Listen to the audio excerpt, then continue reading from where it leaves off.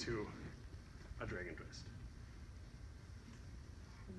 Easy peasy, right? Here's that spinal twist. So, upward fold. Different kinds of upward folds. You can keep the legs straight. This one, the knees tend to buckle a little bit. So what I'm going to do is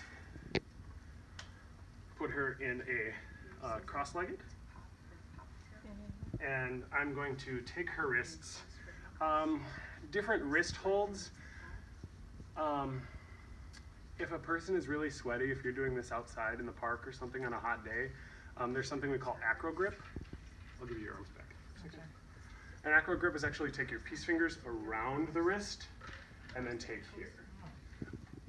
You can, if you want, if you're extra sweaty or you maybe are losing your grip, you don't have that grip strength, you can ask your client to hold your wrists too. I personally tend to like the client to do nothing. They've got enough on their plate just feeling what the heck is all going on. I'll tend to, if this doesn't feel secure for me, I'll tend to take that peace fingers around, because even if it's slippery and sweaty, as soon as my fingers come down to the heel of the palm, it's not going anywhere. It's stopped. So, so a lot of times here I will even come down to get their wrists. Some people will come up to meet me, but otherwise we'll take a deep inhale. And on the exhale, I lean back, counterbalance right away, and then I push into her, I push my knees into her shoulders, deep breath. And here I keep her shoulders right there, but I pull her legs away. Exhale, and I pull again. One more time.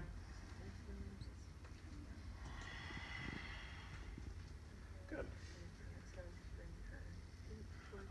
I will show you, actually, here's a transition to one more breath, inhale.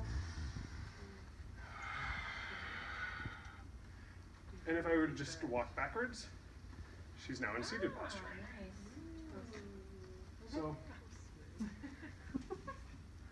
you can do the upward fold in with a straight leg. You can do cross legs. You can switch the legs the other direction. You could do one leg straight, one leg bent. You know, it's just, the opportunities are endless. So, but anyway, I'm going to have you come back to prone. Relax, just have you relax. I'm going to let you relax and hang out. Yeah, relax your neck too.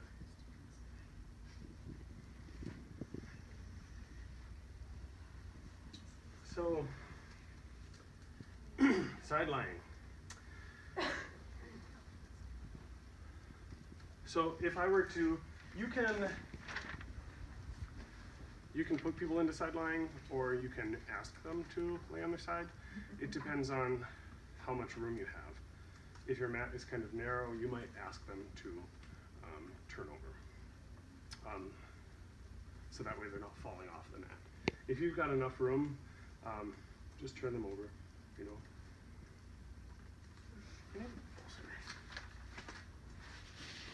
Thank you. Usually they will, I'll try to have that ready in order to put them into side lying. So, but to put someone into side lying, so I notice how I locked her ankle over her knee. That stacks her hips really nicely, and it's fairly well locked in. I don't really have to support so much anymore. And now I can move up into her shoulders. I'm lifting at her hand, her arm, and I'm going to take my other hand underneath her neck, and inhale, and I come up, I lift.